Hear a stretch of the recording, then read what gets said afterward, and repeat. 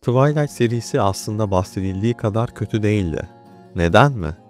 İşte başlıyoruz. Twilight, Türkçe adıyla Alacakaranlık serisi, 2005 yılında Stephen Meyers tarafından yazılıyor. Ve sadece 3 yıl sonra filmi çıkıyor. Yani bu kitap o kadar büyük patlıyor ki inanılmaz büyük bir başarı yakalıyor satışta. Tüm dünyayı hatta kasıp kavuruyor. Bu bir kere inanılmaz bir başarı bunun olması. Ve bunun dışında Summit Entertainment dediğimiz yine şu anda günümüzün en büyük film prodüksiyon şirketlerinden birisi tarafından ele alınıyor. Ve o zamanlarda 2008 yılından bahsediyoruz. Film bu arada Amerikan filmi 37 milyon dolar bütçeyle çekiliyor. Yani aslında böyle bir film için oldukça düşük bir bütçe. Şöyle bir şey oluyor bu filmde. Film arkadaşlar şöyle bir geçmişe gidelim. Ben kaç yaşında izliyorum bu filmi? Önce bir ona bakalım. Film 2008 yılında çıksa da 2009 yılında Türkiye'de gösterime giriyor. Ve ben ilk filme gidip gitmediğimi tam olarak hatırlamıyorum. O nedenle sondan itibaren resmedeceğim size. Son film 2012 yılında çıkıyor. Son film ve bir önceki filmi izlediğime %100 eminim.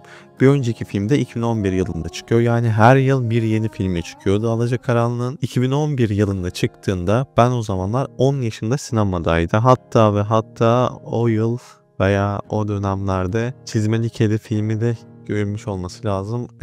Evet. Çok iyi. Bu arada bunu hatırlamam çok iyi. Şu anda parçaları birleştiriyorum. Çizmeli Kedi filmi de 2011 yılında çıkmıştı. Alacakaranlık Breaking Dawn Part 1 de 2011 yılında çıkmıştı ve ben muhtemelen 10 yaşında bir çocuk olarak ilk defa sinemaya gitmiştim. Ve ilk defa sinemaya gittiğimde bu iki filmi izlemiştim. Şimdi benim Alacakaranlık'la tanışmam o nedenle Alacakaranlık Breaking Dawn Part 1'e denk geliyor. Ama tanışmam derken bu benim sinemaya gidiş şeklim. Şimdi o dönem kesinlikle internet aleminde bu film konuşuluyordu sürekli. Sürekli Alacakaranlık.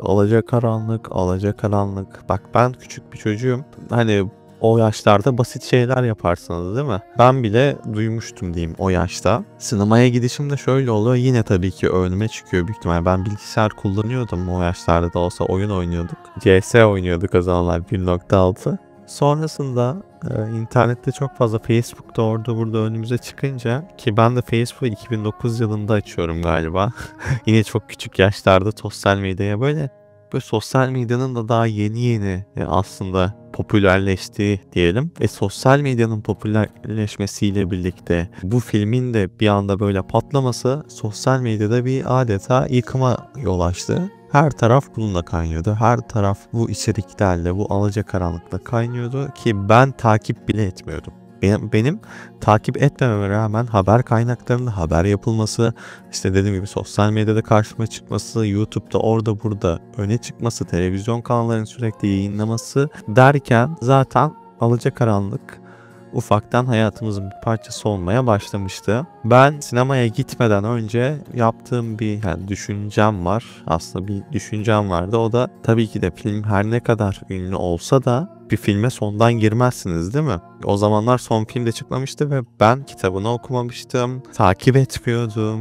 Öyle nasıl diyeyim genelde parantez içinde kızların yoğun ilgisini ele alırsak benim öyle özel bir ilgim de yoktu. Benim tek ilgim vampirdi. Vampirleri çok seviyordum. Neden sevdiğimi hala da açıklayamasam da vampirlere olan ilgim benim bu filme gitmeye itti. Yani popülerlik ayrı bir şey. Hatta bazı insanlarda aşırı popüler olduğu için kendisine özel hissetmeme durumu olur ve mesela sırf popüler olduğu için film iyi olsa dahi bile onu reddeder. Tabii bu nasıl desem bu düşünce biçimi de sonradan gelişen bir şey. O zamanlar küçüktüm, böyle bir şey zaten oluşamazdı. Ama atıyorum günümüzde böyle bir şey olsaydı böyle düşünebilirdim. Çünkü insanın kendisine özel hissetmesi de önemli bir şey.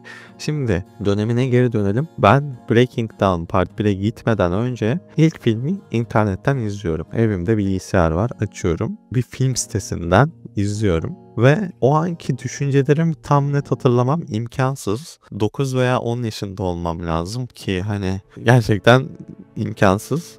Ama en azından şu ana kadar filmle nasıl tanıştığımı aşağı yukarı bulduk. Şimdi ilk filmde ne oluyor mesela? Neden bu kadar nefret ediyoruz, değil mi? O döneme biraz daha geri gittim ve neler düşündüğümü şimdi size yansıtacağım. O dönemde ben nasıl düşünüyordum ona bir girelim. Şimdi o zamana kadar en azından bu kadar büyük bir medyada bu bizim şeytansı varlıklar dediğimiz şeyler, vampirler, kurt adamlar gibi türevli yaratıklar, bunlar şeytanı anımsattığı, kötülüğü anımsattığı şeyler günümüze kadar, yani günümüzden kastım 2008 yılına kadar, Stephen Meyers'in yazdığı güne kadar, öncesinde belki olmuştur onu bilemem ama dediğim gibi medyada gözümüzün önünde güzelleme yapılarak yansıtılmamıştı. Bu filmde arkadaşlar vampirler güneş ışığına çıktığında adeta bir elmas gibi parlıyor. Yani tamamen güzelleme yapılmış. Yani eskiden vampirler güneşe çıkamıyordu çünkü ciltleri yanıyordu, hasar görüyordu.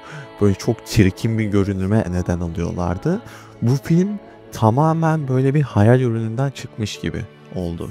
Yani var olan, kabul ettiğimiz şeyleri adeta yıkıp geçmişti o dönem. Ve bu nefretin üzerinde büyük bir etkiye sahip olabilir.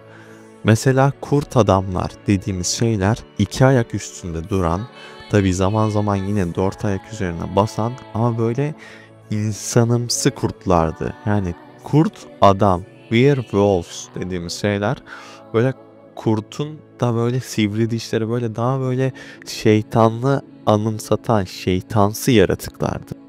Şimdi durum böyle olunca bu filmde biz ne görüyoruz?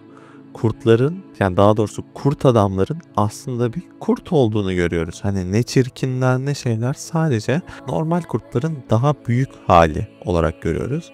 Vampirleri ne görüyoruz?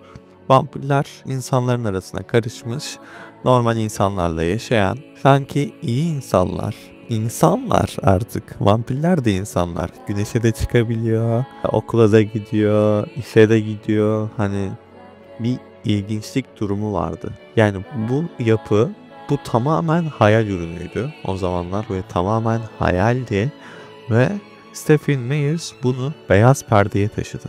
Bunu beyaz perdeye taşıdıktan sonra insanlar daha önce gördükleri şeyle eşleştiremediği için bu vampir filmi değil, bu kurt adam filmi değil. Yani böyle vampir filmi mi olur? Anlayacağınız şey şu: var olan şeyin büyük oranda değiştirilmiş, büyük oranda güzelleştirilmiş, hayal dünyasına çekilmiş hali bir filmdi. Her ne kadar tabii ki fantastik bir film olsa da fantastik film içinde gerçek dışı gelen unsurlar oluyordu bunlar.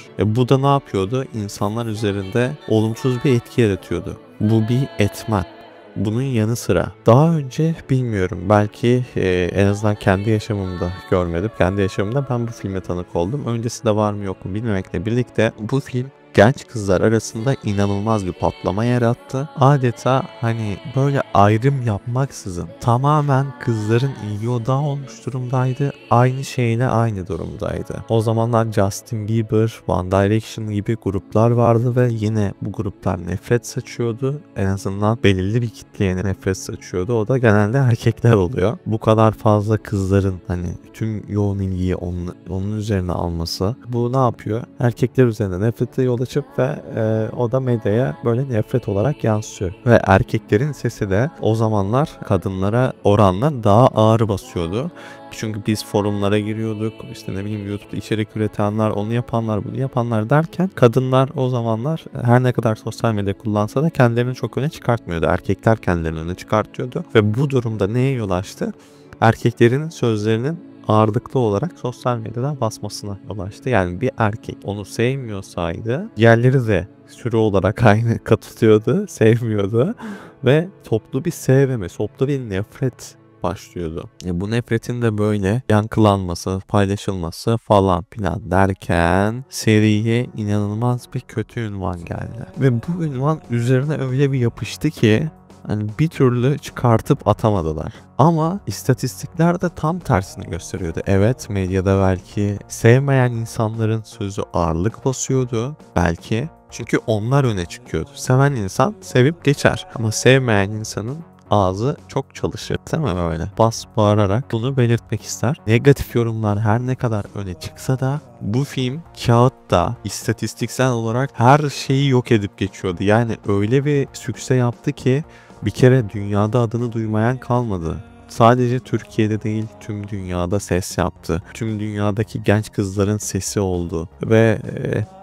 hani neye sesi oldu diyeceksiniz ama aşkına vesile oldu diyelim. Gerçekten başarıyı hak eden bir film oldu. Sanki film çıktığında şöyleydi. Sanki kızlar adeta böyle bir şeyin yıllardır çıkmasını istiyormuş da yoktu. Ve artık oldu. Artık sesimizi çıkartabiliriz gibi bir şey oldu. Bunların hepsi dediğim gibi sosyal medyanın patlaması, internetin yaygınlaşması, medyanın daha çok hayatımıza girmesi gibi birçok şeyin hepsinin bir arada olmasıyla birlikte oldu. Bu film tek başına yani günümüzde çıksaydı bu kadar ses getiremezdi. Her şeyin zamanında güzel dediğimiz şey var ya, işte bu filmde zamanında güzeldi ve gerçekten başarıyı da hak ediyordu. Bu konsept devam edecek. Ben daha güzel şeyler de açıklayacağım size. O zaman kanalıma abone olmayı unutmayın. Bir sonraki videolarımda görüşmek üzere. Kendinize iyi bakın ve hoşça kalın.